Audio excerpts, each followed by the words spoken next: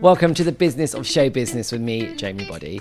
I'm joined by industry experts and up-and-coming creatives as we unpack the skills, stories and side hustles behind the entertainment and creative industries. So if you are ready to thrive and not just survive in showbiz and the arts and culture sector, you're in the right place.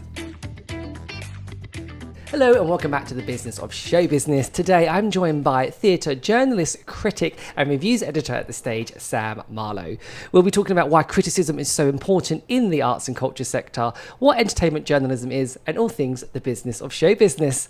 Sam, how is it going? It's going really well, thank you. Yeah, it's a busy time at the moment in the run-up for Edinburgh. Yes. And we have our debut awards coming up at The Stage as well. So we've been very busy with that. So yeah, it's intense. It doesn't stop. And I feel like, so at the time of recording, just in case anyone tunes into this later in the year, we've had some big shows. Like we've had Evita just open, you've had Disney's Hercules. Yep. So it's been, not only is it Edinburgh Fringe crazy, it's like West End seems to have quite a nice influx of newer shows. That's true, yeah. It has really felt like a bit of a roller coaster lately. And yeah, it's been big stuff, like you say, and big kind of very mainstream, quite glitzy stuff. So yeah, it's interesting.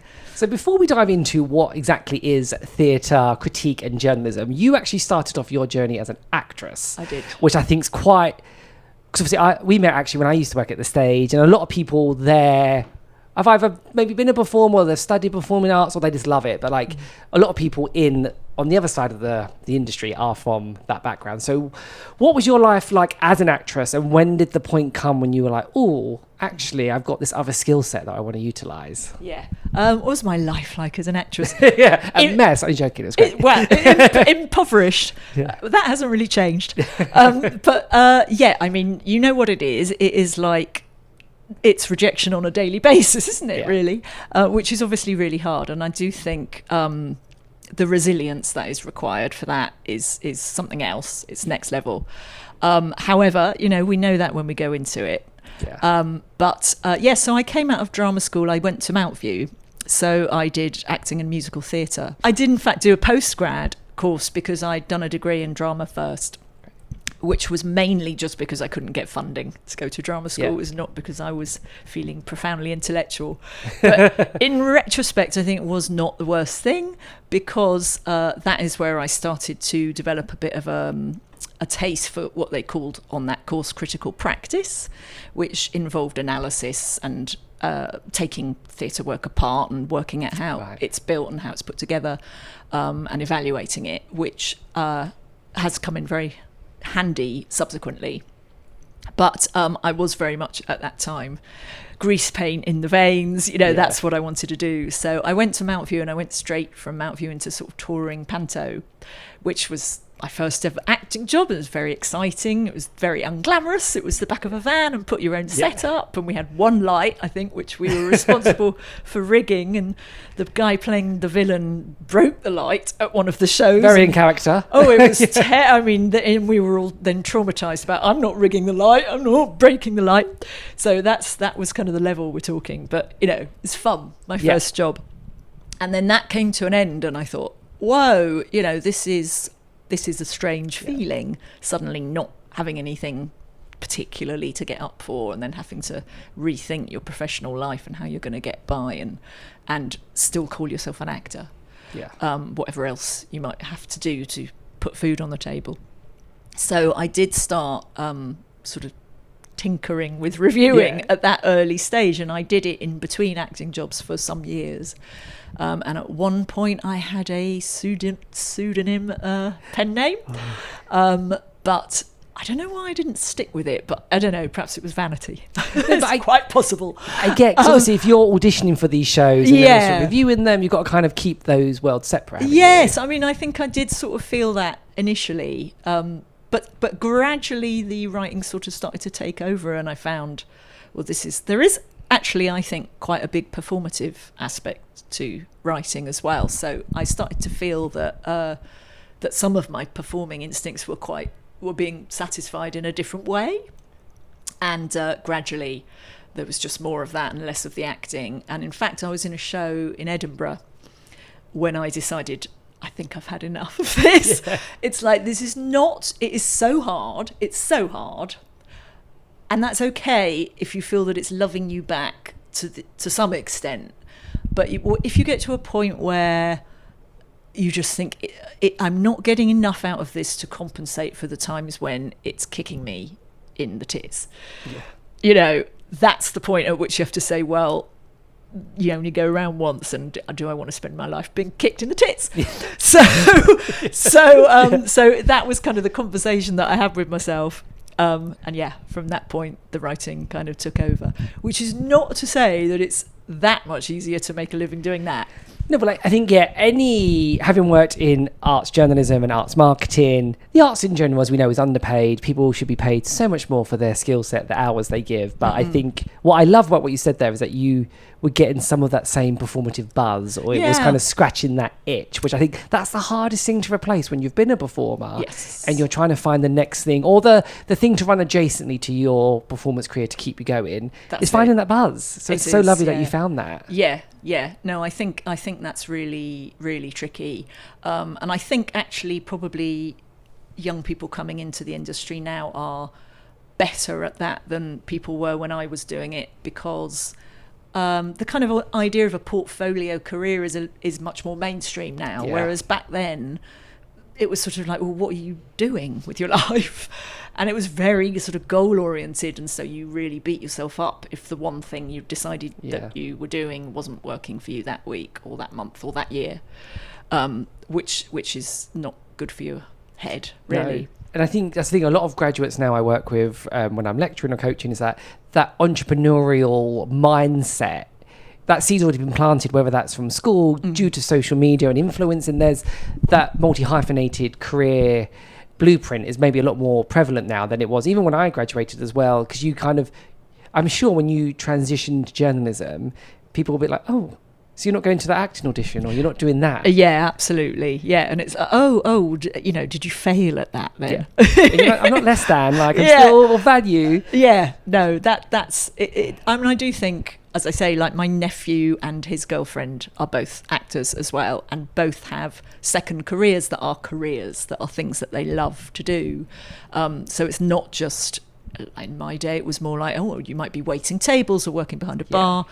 And sort of dropping shifts at a moment's notice to race off and audition. And of course you have self-taping, which is the norm now, which wasn't, again, the case back then. So I guess the industry has changed a lot since I was doing it. Yeah. And do you find now that you've obviously been on this side of the pen and paper, there's probably quite a lot of transferable skills from when you were an actor, whether that is the resilience, because when you're, obviously, although you're the reviews editor now, you've been a freelance writer for many years. So again, it's rejection. Are your pitches getting accepted? It's the networking and hobnobbing, so that performative smile. Did you find there were quite a lot of transferable skills, even to some of the soft skills that kind of moved over when you shifted to journalism? Yeah, I think that is true. But the big difference is that when you're an actor, you can't do it alone. You really can't. So, I mean, I suppose you can mount a one-person show, but even then, you need someone to light you, all of that stuff. Whereas you can sit and write, and although you might struggle to find somebody to print that for you, you have the option of doing it yourself. Yeah. And it is a completely different working environment in that respect. So I think one of the things that probably some people would struggle with is that what they might call isolation, but I actually find quite blissful. Yeah. I'm quite good. I'm quite successful at being on my own, and I quite like working alone. Yeah. So I think that's worked out quite well for me. But it is a very sort of particular quality of the job, I think. Yeah. But you're right. Yes. I mean, all that kind of sensitivity and empathy and those kind of skills, and also all the stuff that you learn at drama school about Stanislavski and emotional memory and all that sort of stuff, that all comes into writing in a similar way. There's something, I don't know, quite methody about writing when you're trying to absorb emotion and then express it in a way that's digestible for somebody that wasn't in the room when the thing that you saw happened. Well, also, you're coming from a place of having an expert voice, which is good. So although you're the reviews editor at the stage, some of your other bylines, you've written for The Times, The Independent, The iPaper, Time Out, Metro, you've been on BBC Radio 4's Front Row, Sky News. So you have an expert voice. And I think being a performer, you can almost dissect that show, or you can bring into consideration that director's previous piece because you know what it is. So I think your value is, your worth is almost even heightened now, I would hope to think, as a journalist and reviewer, because you have all that experience as well. Yes, it is. I'm very valuable. Yes. So as a reviewer, but I think as well, you do know as a former performer what goes into the sausage, which is really helpful. Like, I mean, it will occur to you, how does that person get from there? You know, how does that entrance work? What's the technical stuff that's going on behind the scenes, in a way that I think perhaps doesn't occur to writers that haven't ever been in that process. So there's that. But yes, context is important for sure. Yeah.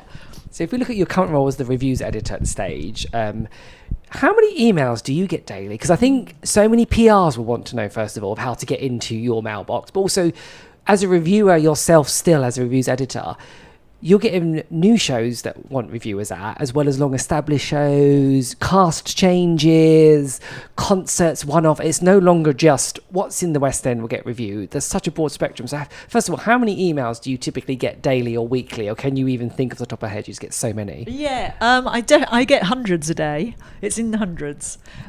It peaks and troughs a little bit, but at busy times it can be sort of 300 plus. So yeah, a lot. Because obviously you've got Edinburgh Fringe, you've got Christmas season. Yes, those are probably Panto season is insane. Yeah, because I don't know how many Pantos must be in the country now, but a lot of them, because they're all long-running shows, aren't they, typically? So they would probably have a reviewer, whether it's from national or local press. How do you manage kind of your workflow then as a reviews editor? Because you also line managing other editors. You've got other reviewers. You have to kind of look through that lens and edit their copy as well, send it to the sub-editors. There's so much. How do you kind of manage your workflow with that? Because also you're working unsociable hours, because you are reviewing a show sometimes to 11 p.m. and then you have to file that copy by 10 a.m. the next morning. It's a funny job in that way. It's a bit vampiric. But I mean, that is something that I've just got used to over the years. I think really is that you're always a little bit sleep deprived, because there's just no way around it. You have an early start in the morning and you have a late finish at night a lot of the time. So that is kind of the nature of the beast.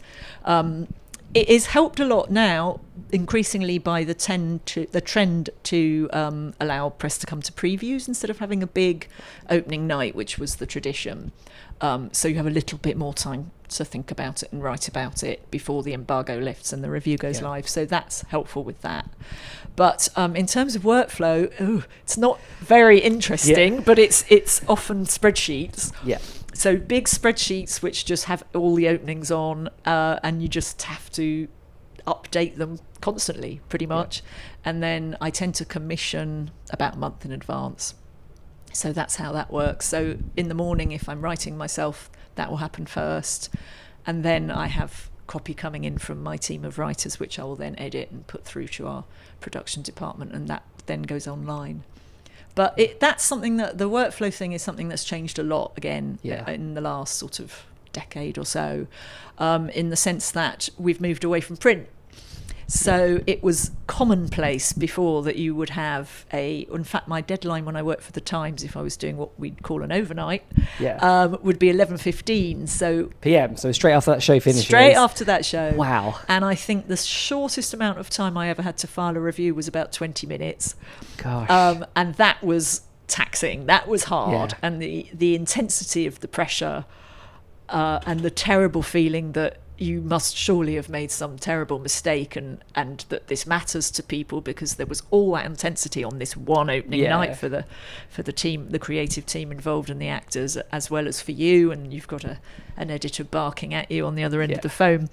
That is now often, there's not a lot of that going on anymore, and obviously with the digital era, stuff can go on up as and when, so you don't have that imperative of print deadlines in quite the same way. So that has altered things quite a lot. But still, you've got the race to be first. So it's not as if you can take your time even now. So it is a lot of pressure, and it is I mean, I think you have to never lose sight of the fact that it's a huge privilege, because this is not only people's livelihood but their heart and soul that you're tap dancing over as you're trying to find the right adjective, you know. And do you find, because obviously there has been such a change in the digital landscape of journalism, stories are repackaged now for social media, print, digital websites and so on, has the role of criticism and reviewing changed then? Because some people may value that more of a blogger or influencers. Some people may value the diehard critics that have been on the scene for 20, 30 years. How have you seen maybe the role of criticism change within the arts? Yeah, I mean, I think this is really interesting, actually, because, I mean, you're right. I think reading a long piece of text something that not a lot of people really want to do anymore, frankly. I'm completely realistic about this. What I think is interesting is that people are still interested in long form content. So I mean, I'm sure a lot of my colleagues might disagree with me, but I personally don't necessarily see this as either a negative or a dumbing down. I just think it's a different way of consuming content, and it's inevitable because the world has changed. Vastly. I mean, it's almost unfathomable how much digitalization has changed the way we consume culture and art and commentary on it. So yes, of course that's been huge, but I just think that probably as critics we need to start being a bit more creative in thinking about how we deliver our content, because it is my belief that people still want opinions that hold weight. I don't think they do just necessarily want sound bites, but they don't want to read a great big screed of text. And with digital content, they'll often dip in and out. They'll come back to it later, you know, even if it's a podcast like this one. They might not sit and consume it all in one go. But you should. I'm joking. But no, yes. I mean, it's addictive. No, but they could save it, or there's a particular part they always come back to. Yeah. So I think that has altered it, and it will undoubtedly alter the shape of it and the structure of it. But I think that's no bad thing, actually. But it's very much work in progress, is what I'd say. I think it's great that you've kind of got your eye on the horizon like that as a critic, to stay relevant as well, because just as the same as an actor could be typecast, a reviewer could be typecast for the type of shows they always see or the words they always use. And I think even if you say you're buying a new product like a Hoover or a fridge, you might ask a friend for a recommendation, you might read the reviews on that website. So it's exactly the same for a show. So whether you get that opinion from a social media influencer, a YouTuber or a critic, I think that voice is still really valid, even though some people say, oh, get rid of the star system or get rid of this or that. I think criticism, you kind of need that there to kind of help keep creatives accountable. Yeah, I mean, it's interesting, isn't it? Because I think there's probably... Well, there are multiple types of reader, but there is an argument that people are using it as a sort of user guide in some respects. So that definitely is one element of it. I mean, tickets, as we know, particularly for West End work, a lot of money. We're talking about major investment and its cost of living crisis, and so that is a huge responsibility too. Actually, I think it's incredibly important not to overpraise things, because it simply isn't fair to that punter who's spending upwards of £200 in some cases.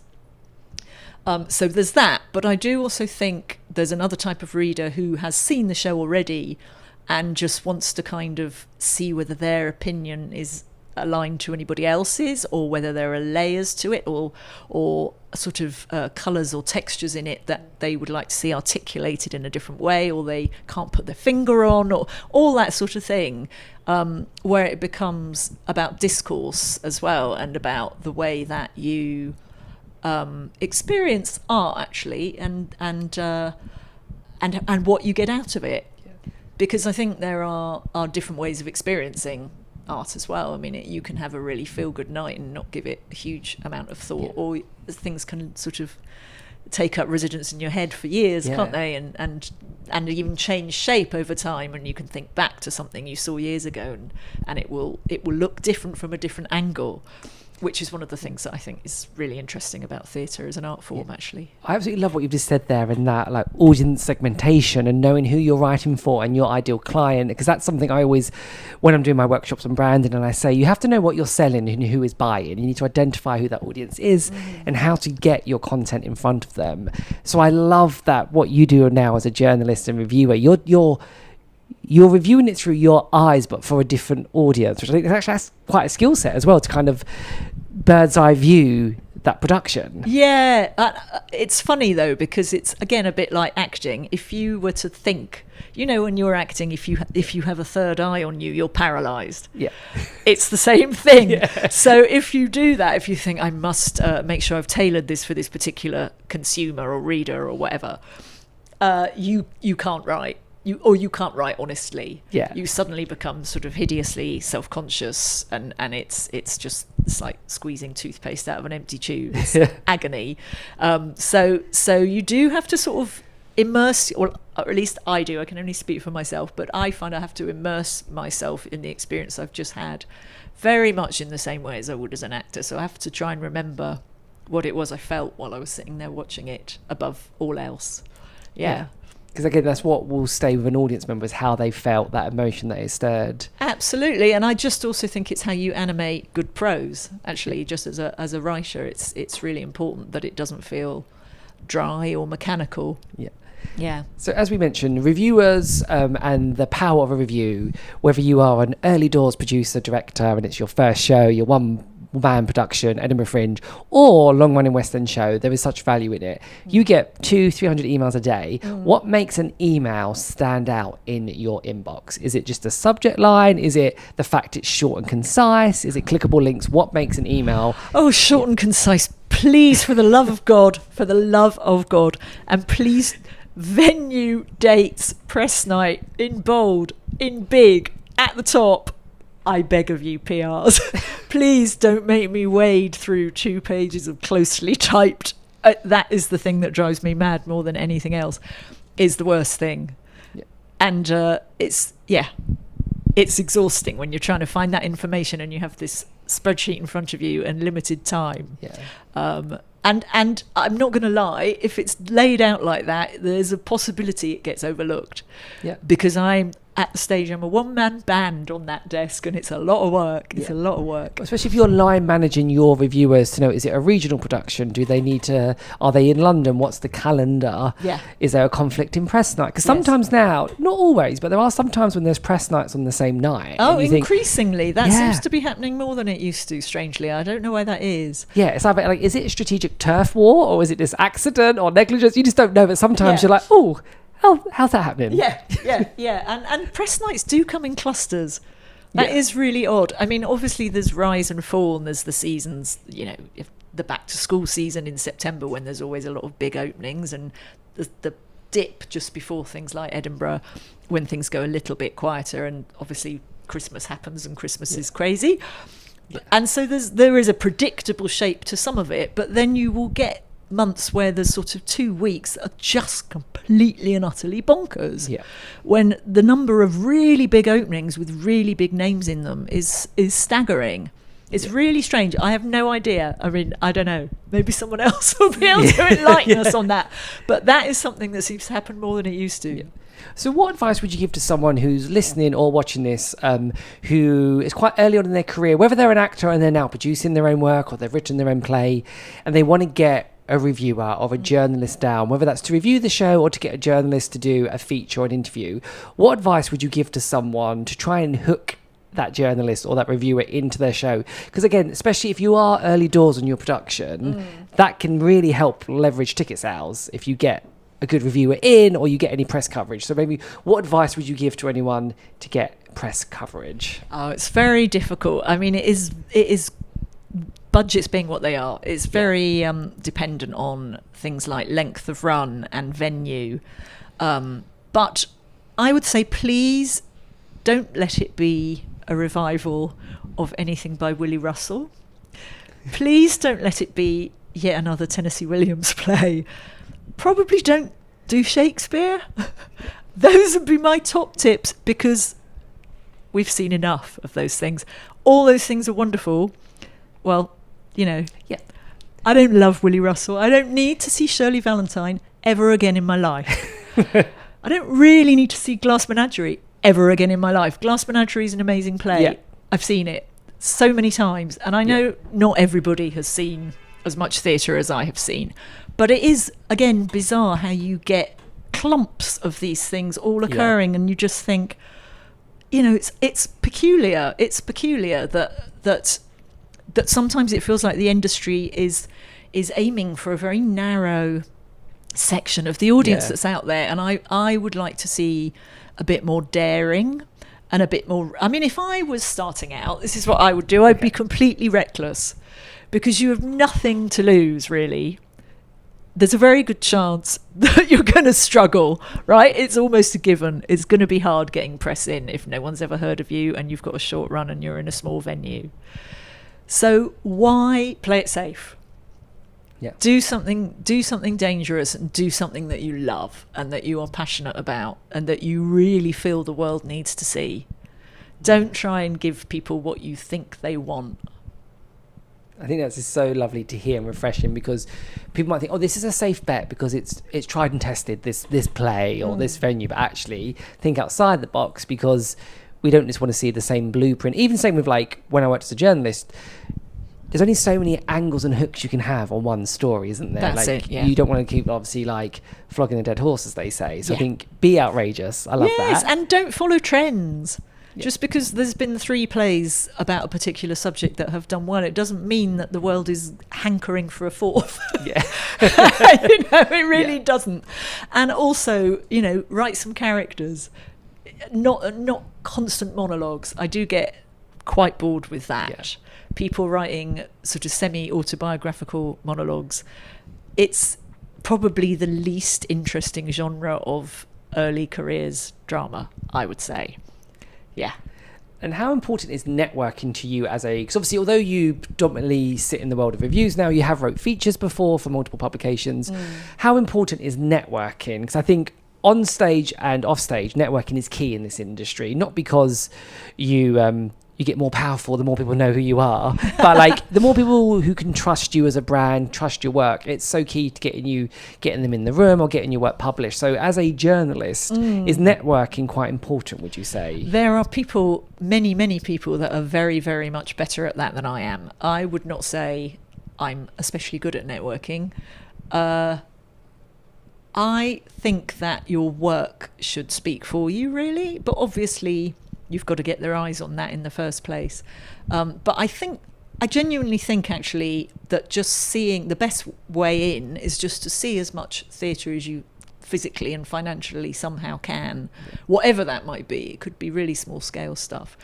But I also think, I mean, if a writer was to submit to me and they had reviewed something on Netflix or written a really brilliant analysis of an album of music or an artwork that they'd been to see, and they'd written about it from a point of view that felt to me in some way performative and theatrical, I would still be really interested in that writer if the writing was strong enough.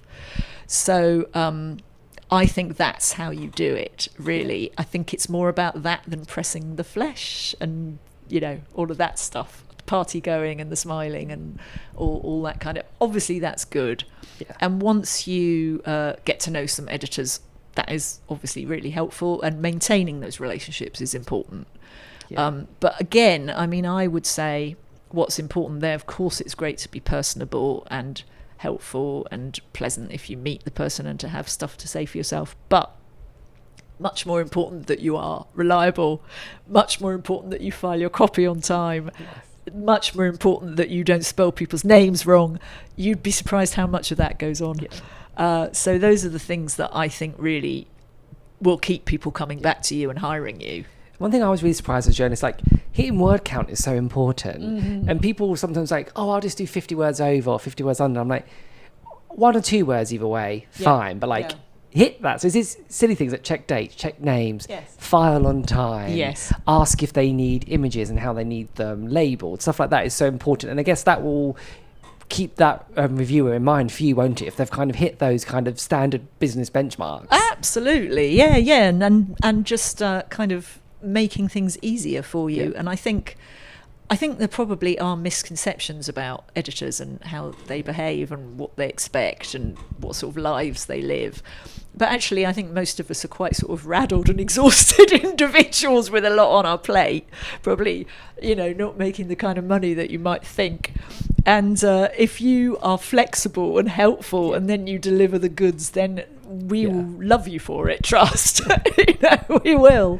What are some of the most overused adjectives or words you see in reviews that if someone is pitching to you, what should they not use? Please never, ever, ever say of a set design, it is simple but effective. If you write this in a review, I will not be commissioning you, and that is a promise. That people say, you'd be astonished. Yeah. And just imagine you're that designer. That's how your work's been dismissed. It's simple and effective. What does that mean? It tells you nothing. Tells you nothing. Another one is flawed but blah blah blah blah. I'm not a fan of. Yeah. I mean, explore what is right and what was wrong with the piece, what you liked and what you didn't, what works and what doesn't. But to summarise it, it's just lazy, basically, and more to the point, it's so inexpressive. It doesn't get you anywhere in terms of your readership. It's not painting any vivid picture or giving any particular impression to your reader. So it's not use. I mean, you've just wasted those words. Really. I think what I'm hearing, which is great, is almost like, think of it as if you were the set designer or the lighting. How would you want your work to be perceived? And again, if you're an actor who's writing a show, think of, you will maybe dissect that character more, wouldn't you? So actually the same as like a journalist or reviewer, you must think, why are they thinking this? Exactly. Yes, that's the question to be asking all the time. And why has that choice been made? And what might that person have intended? And what effect has it had? Has it succeeded in achieving what you imagine that person might have intended? Yeah. Of course, we're not psychics. Yeah. So there is a chance you're going to be wrong about that sometimes. But that's where you have to make a case. And I think even if it's not exactly what was intended, but you have interpreted it and shown how you arrived there, that is still valid and interesting, I think.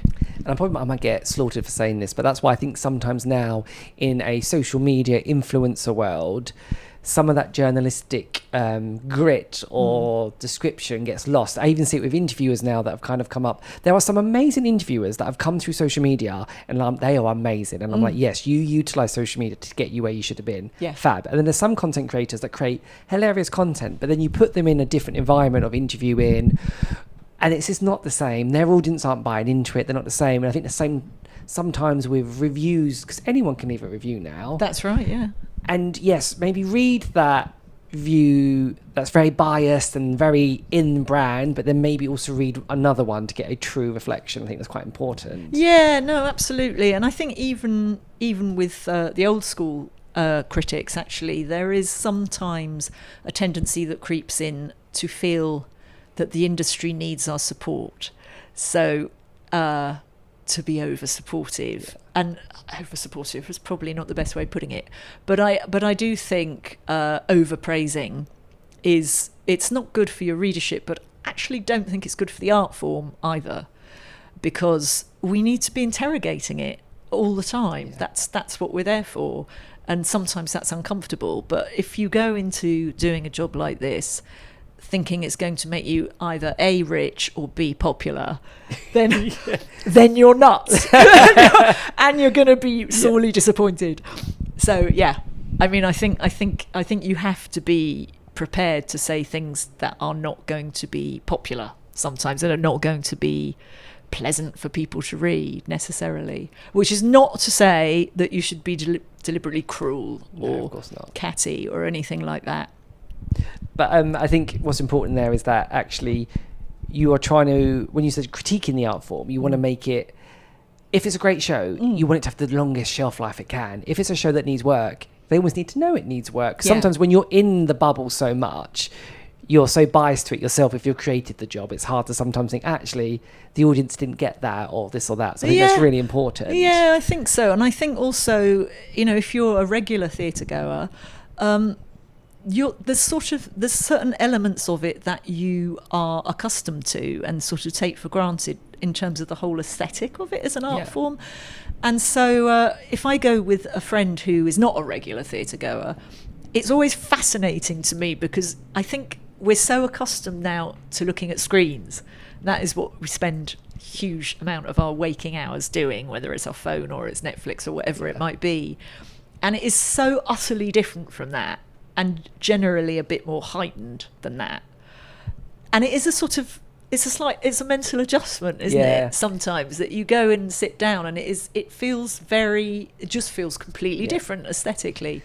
And you can see people that don't go very often having to sort of make that adjustment and finding it, frankly, quite weird. Yeah. Which I think is also valid, but worth bearing in mind that this is not, it is still a minority pursuit. You know, it just is. Well, I have friends that work in TV, and they say now that in writer's room and script development, there's that whole saying now, is it second screen enough? And basically what they mean by that is it second screen because someone's watching that TV show, but they're also on their phone? Right. So it can't necessarily always be that in depth. Yes. Or if they go away and come back a minute later, they still know what's going on. And theatre's probably one of the only mediums where it isn't second screen. That is not an option. But you do see people sometimes checking their phone, and I'm do. like, an hour 10 to an interval, like, you can push through that. Because at the cinema now, I see it all the time. Yeah. And I'm like, come on, guys. Yeah. Yeah. But what's interesting is what the theatre demands of you in that respect as well. And even I am guilty of this, and I go to the theatre a lot. But, you know, if your mind wanders for a millisecond and you miss a plot point, you're thinking, I need to rewind. Yeah. And then you can't, obviously.